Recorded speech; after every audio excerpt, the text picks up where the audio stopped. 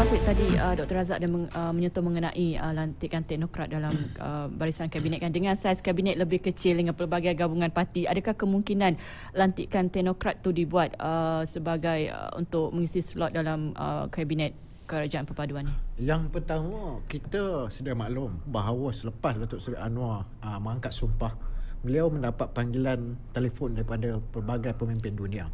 Jadi kita kata Datuk Seri Anwar ini jago antarabangsa.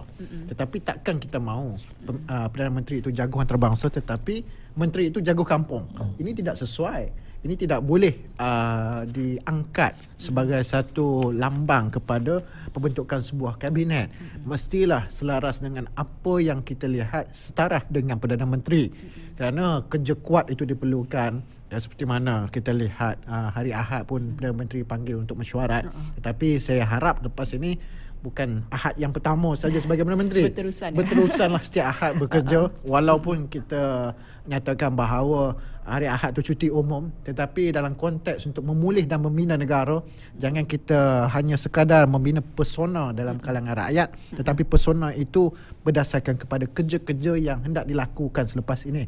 Mestilah menggambarkan bahawa inilah ya kabinet yang kerja untuk rakyat, kabinet yang berkhidmat untuk rakyat.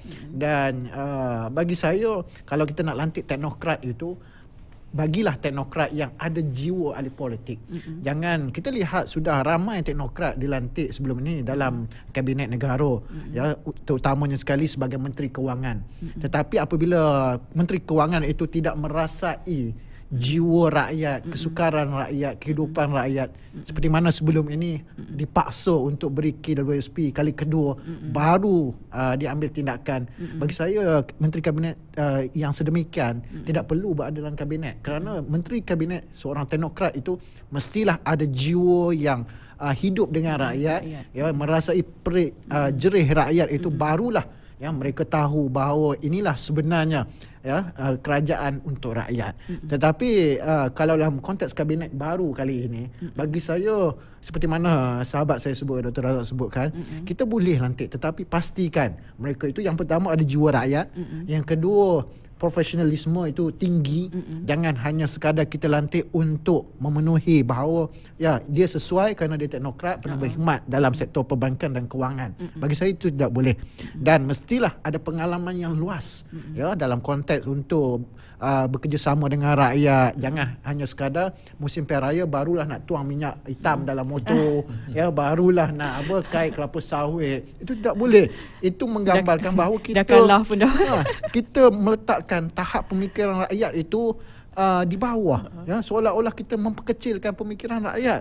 Rakyat lihat tindakan pemimpin-pemimpin yang hanya datang bermusim ke kawasan-kawasan mereka, ya, yang hanya sekadar untuk ya meraih undi, ya, memberi ganjaran. Itu tidak boleh sebagai seorang menteri. Kalaulah ya Datuk Seri Anwar ingin mewujudkan satu kabinet yang kabinet reformasi, mestilah bermula daripada kabinet sekarang. Dan bagi saya, janganlah ya kabinet itu dikekalkan sehingga tamat penggal. Kalau boleh setiap 2 tahun ada rombakan. Ataupun lebih awal, kerana kita nak bagi ruang kepada menteri-menteri ataupun calon-calon daripada ahli-ahli parlimen itu yang ada kewibawaan.